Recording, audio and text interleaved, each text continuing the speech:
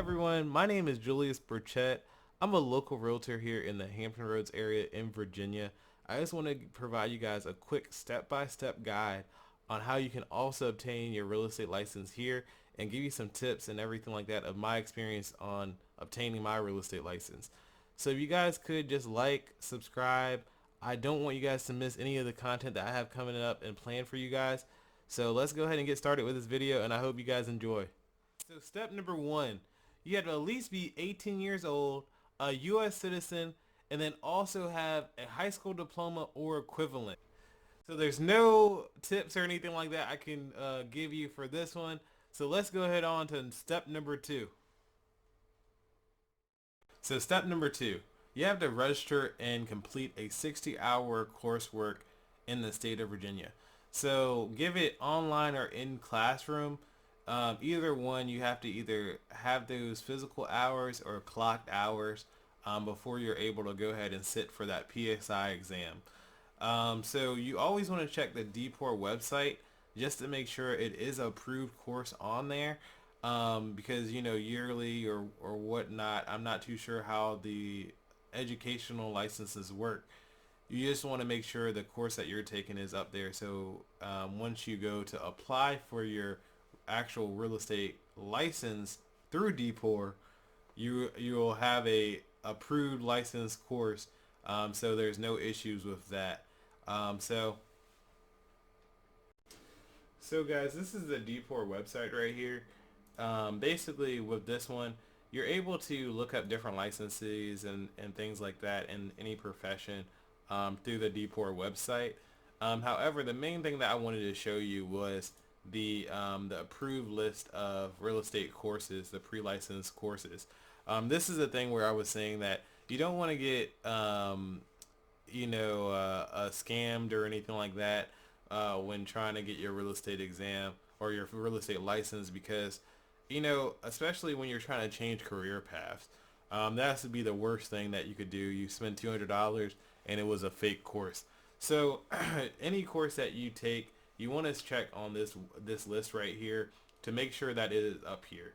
I went through this list and looked at each and every one just to see if the cost and price difference. I guess I had a lot of time on my hands.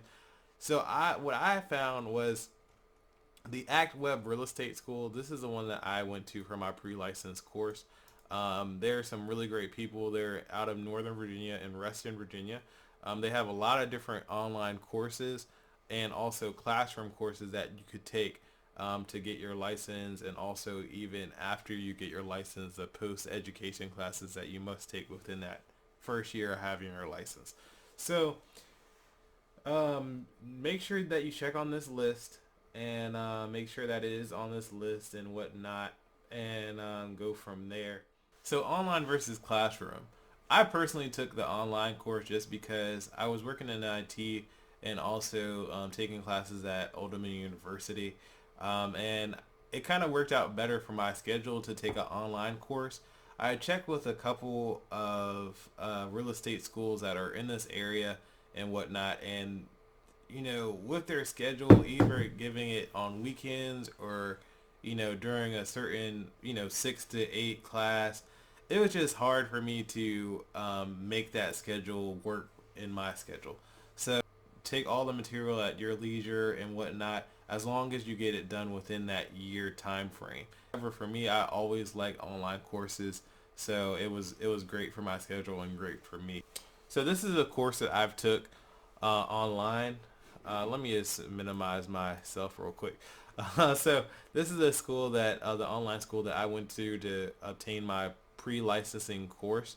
They were really great. Like I said, they offered job placement. I mean, you can interview any broker yourself, so I'm not too sure with the job placement right there. But anyway, they have tons of great reviews. Like I said, some courses charge up to $400, but this is only $189, and it gives you all the material that you need to sit down for that PSI exam to get your real estate license. So definitely check this out. This is another link that I'm going to throw in on the description of this video just so you guys can have. I'm not affiliated with the ActWeb Real Estate School at all, but I definitely recommend them because this is something that I did, and if I went through it, I definitely won't lead you in the wrong direction. But this is a certificate of course completion. They give you this, and they also submit it to the PSI. So once you're ready, you just register on the PSI website and pay your $60 for this test, and you're able to go ahead and take it and sit for it. But this is a certificate of course completion. They give you this, and they also submit it to the PSI.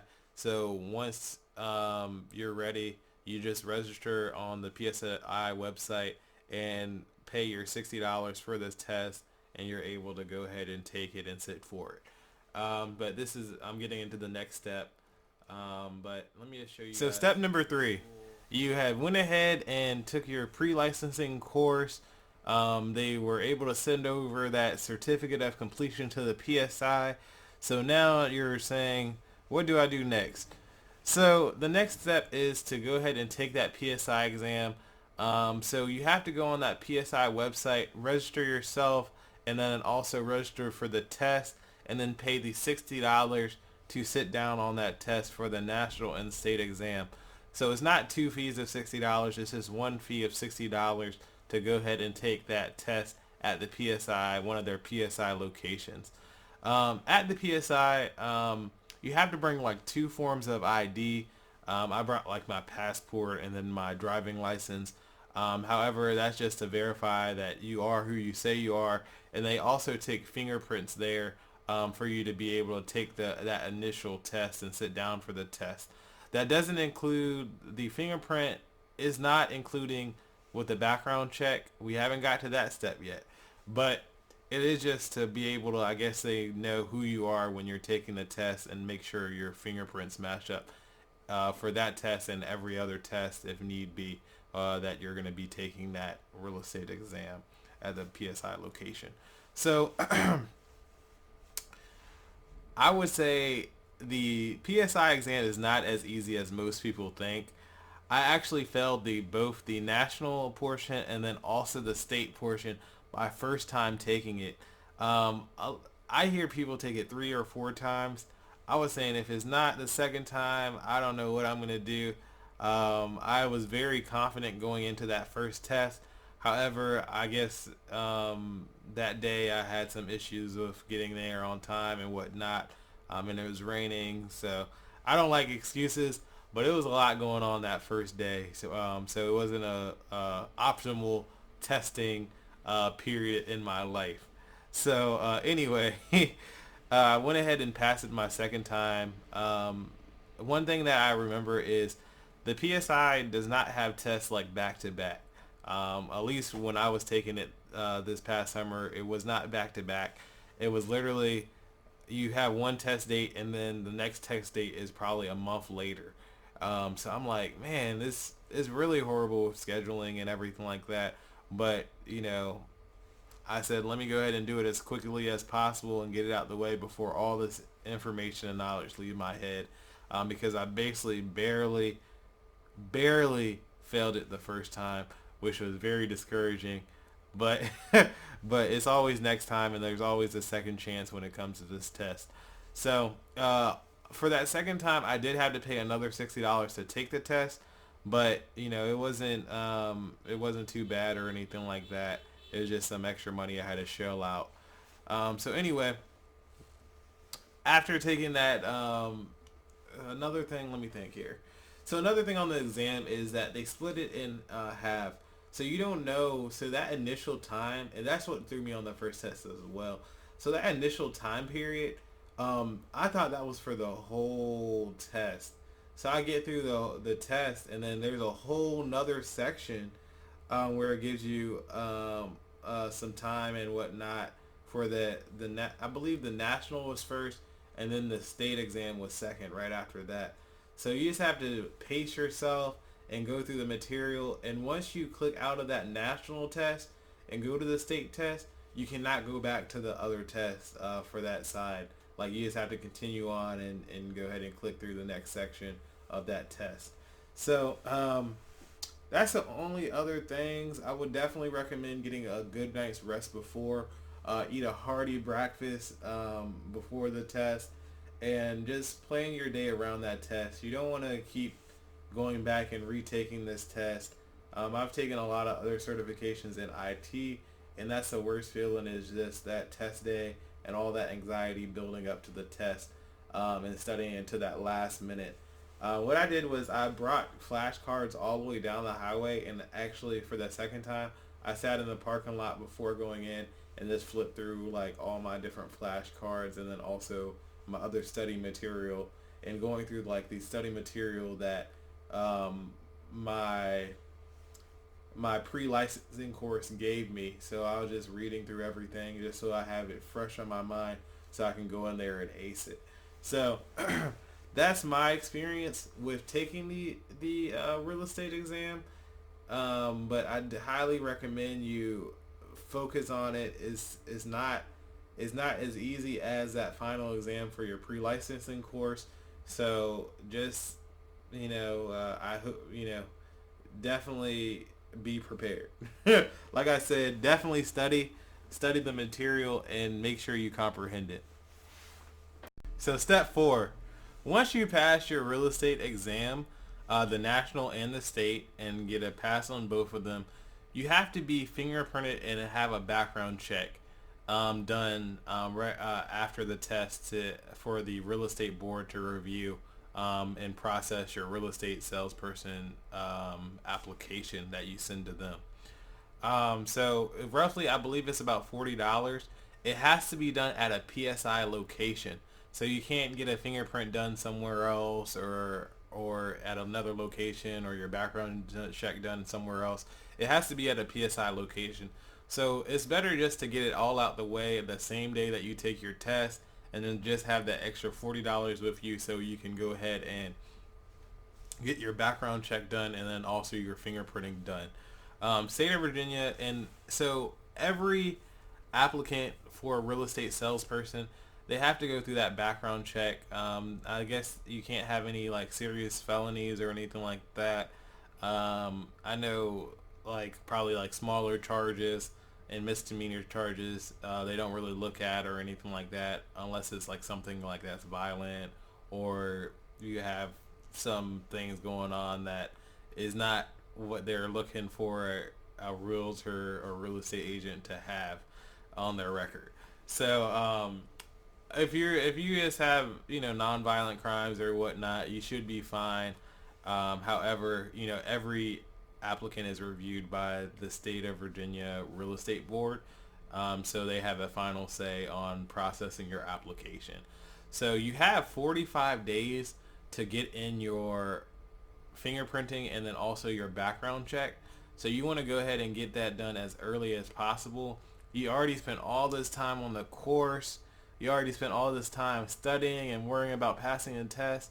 And once you pass, you might as well get the ball rolling on becoming an actual real estate sales agent so you can make all this money back. So I would go ahead and say and recommend that you go ahead and do it after the test. I've personally felt like, I was like, man, this is kind of rigged. Like, I just took the test, I just passed, and then now you guys want more money from me. So, this is the thing that you have to do.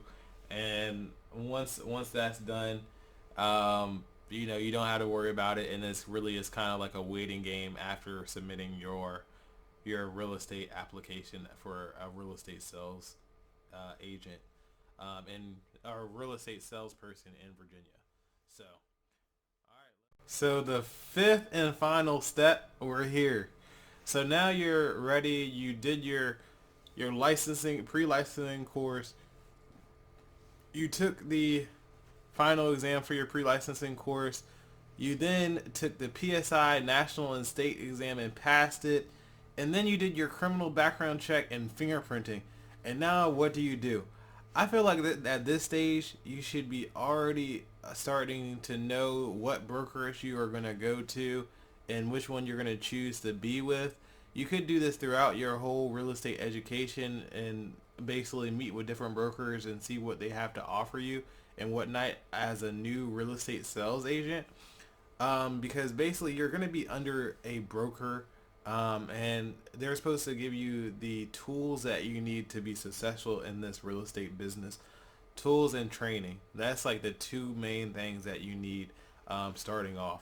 So anyway, you take the test, you finish it, and everything. This is the last step. So basically for me, at this step, I had already communicated with a broker out in Virginia Beach, and she had said that once I pass my test, just come back in, and then they can do all the paperwork and help me with all the paperwork or whatnot on submitting my application to become an actual licensed real estate salesperson.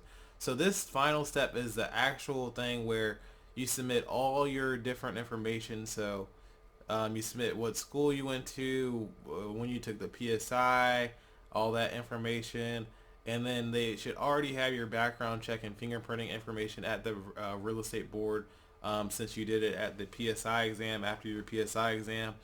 So now I had went to the brokerage.